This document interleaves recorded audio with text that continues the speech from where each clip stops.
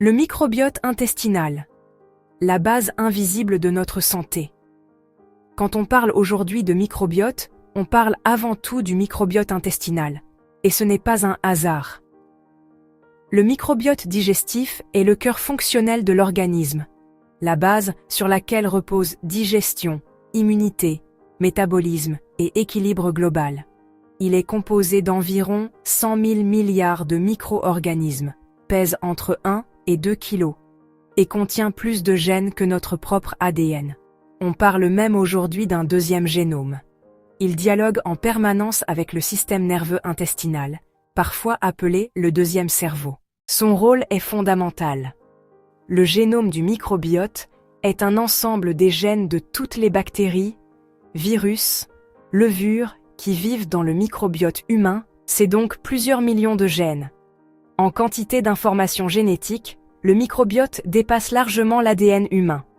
Pourquoi on l'appelle deuxième génome?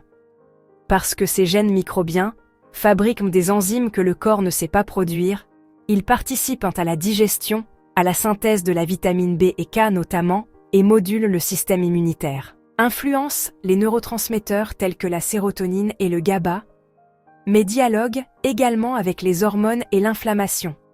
Il permet la digestion des fibres que nous sommes incapables de dégrader seuls.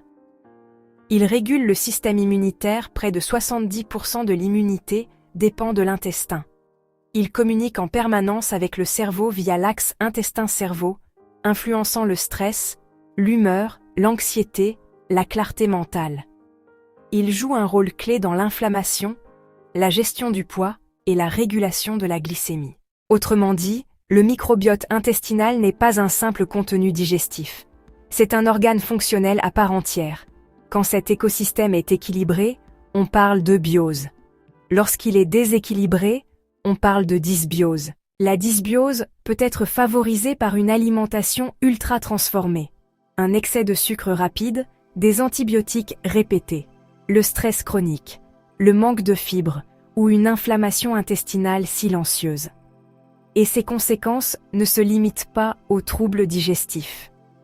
Les recherches établissent des liens solides avec l'immunité affaiblie, les troubles hormonaux, certaines pathologies inflammatoires, la fatigue chronique et les troubles de l'humeur. Bonne nouvelle, le microbiote est modulable, adaptatif.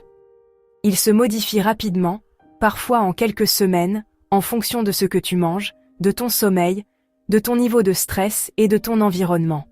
Mais attention, prendre un probiotique au hasard, sans comprendre l'état de son terrain, ce n'est pas soutenir son microbiote, c'est jouer à la roulette bactérienne. Comprendre le microbiote intestinal, c'est comprendre la base du vivant, la fondation sur laquelle repose digestion, immunité, énergie et équilibre global. Et c'est exactement pour ça qu'en santé, tout commence par l'intestin.